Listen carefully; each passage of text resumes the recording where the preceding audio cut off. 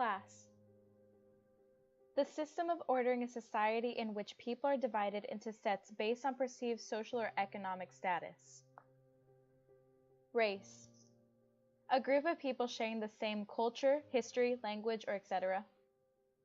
Or a population within a species that is distinct in some way, especially a subspecies. Social injustice, a situation when some unfair practices are being carried in society. Or in my own words, something that needs to be stopped. We are now in the year 2016, where people think that everything is puppies and rainbows, and that we all have the same rights and power as anyone else in the world that we reside. Fact is, we aren't all equal. People think that social justice is all about equality. What about equity? Teachers always showed us a picture of the kids watching a baseball game above a fence. The kids were all different heights. On one side of the picture, all of them got to stand on the same size box. Not all the kids could see over the fence with this box under them, but this is called equality. On the other picture, the kids each got a box to stand on that fit perfectly for the height requirements to be able to see over the fence. This is called equity, the quality of being fair and impartial. This is where society gets equality and equity jumbled up. They believe that if everyone gets the same resources, the same rights, the same laws, no matter the unique circumstances they may have, like their ethnicity, their race, sex, age, disability, whatever, that they should be good and happy because, hey, at least they're equal, right? Wrong. American Indians, Alaskan Natives, Hispanic, Pacific Islanders, Hawaiian, African Americans are more likely to live in poverty than white or Asian men. African American children are 3 times more likely to live in poverty than any Caucasian child. Unemployment rates for blacks are 2 times higher than those who are white or Asian. And if they work full-time, they only make 72% of what a Caucasian man makes, and only 85% of what a Caucasian woman would make. But let's not just stop with economic differences between these ethnicities. Now let's talk about education. Black and Latino students are more likely to attend high-poverty schools than Asian Americans and Caucasian. Why is this bad? Because minorities get schools with less rigorous curriculums, schools that have little to no resources, and have teachers who expect less of them academically, then creating no path for success in any of the students' mindsets or lives. They won't get the same education and support higher economic class and white ethnic students get. But hey, they get to go to school at least, right? Well, in 2005, Hispanic high school dropout rates were the highest they had ever been, followed by Black and American Indians. In general, each year from 1990 to 2014, the status dropout rate was lower for white youth than for Black youth, and the rates for both white and Black youth were lower than the rate for Hispanic youth.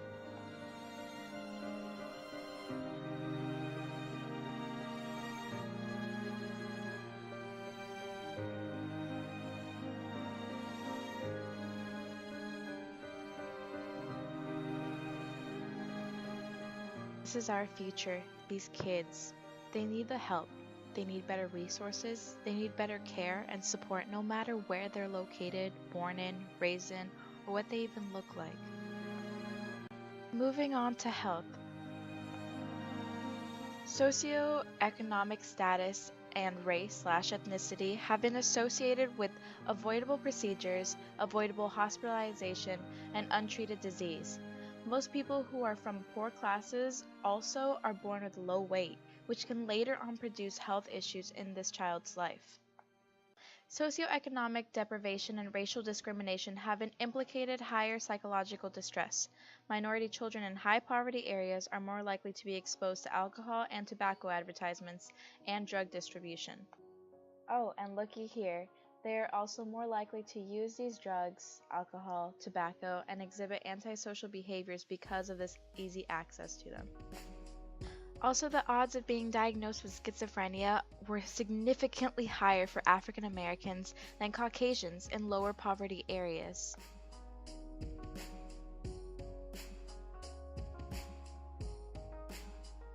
Did I mention African Americans are at higher risk for involuntary psychiatric commitment than any other racial group? Black and Latinos in low poverty areas were more likely to be referred for commitment by a law enforcement official than any other racial group. Talking about law enforcement, Black and Hispanics are 3 times more likely to be searched during a traffic stop than a white motorist. Blacks are also twice as likely to be arrested and also 4 times as likely to experience the use of force during encounters with police. While people of color make up about 30% of the United States population, they account for 60% of those imprisoned. 1 in every 15 African Americans are incarcerated, 1 in every 36 are Hispanic, and 1 in 106 are white. Moving on to everyday situations where social injustice is again silenced out and unnoticeable, yet great in numbers. University of Virginia Student Council President Jalen Ross pointed out the racial discrimination that goes on in the workforce. He says, and I quote, "Every day, a Black name resume is 50% less likely to get responded to than the white name resume. That's everyday racism." They also researched that after responding to 1,300 ads with more than 5,000 resumes, that the job applicant with white names needed to send 10 resumes to get 1 callback, but the Black candidate needed to send 15 for only 1 callback. Point here after all of these statistics being thrown out at you is that social injustice is still a thing. Yeah, we might not have a formal slavery or concentration camps or anything drastic like we see in our history books, but it's still a personal thing, and it affects us not only socially, but economically and physically too. I mean, where else in the whole world do you see that 1 in 3 Black men can expect to go to prison in their lifetime? That students of color face harsher punishments in school than their white peers, leading to a higher number of youth of color incarcerated, and that African American students are arrested far more than their white classmates.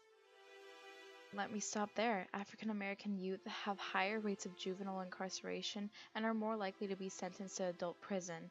Also, the women incarcerated has increased by 800% over the last 3 decades. Women of color have been disproportionately represented. The war on drugs has been waged primarily in communities of color where people of color are more likely to receive higher offenses, and once convicted, those Black offenders receive longer sentences compared to the white offenders. Social injustice is everywhere, every single day, for little or big things. It's in the air, for crying out loud, and we really need to stop it. It affects everyone from ages 1 to 90 to 100 to whatever you can live up to.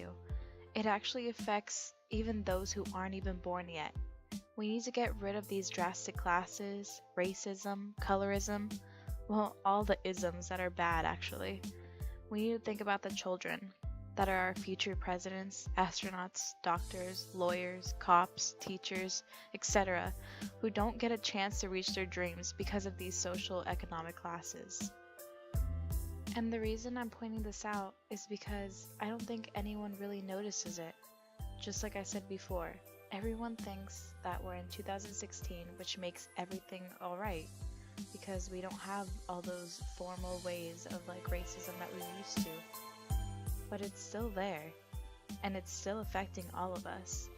And I just believe that we could all live happily if we could just all be equal. Remember the difference between equality and equity though. I think everyone should get a chance to show their full potential. But with that, we all don't need the same needs. We all need something else. We all need a specific help in a certain area.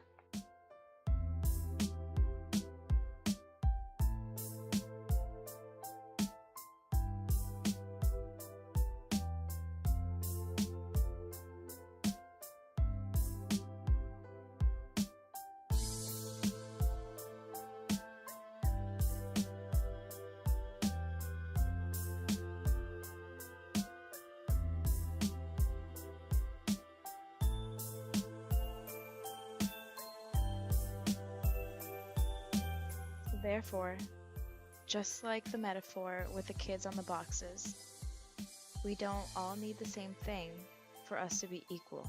We need equity, where we all get help in certain areas, and we can't expect everyone to be all right with the same correct rights, with all the same laws, with all the same providers.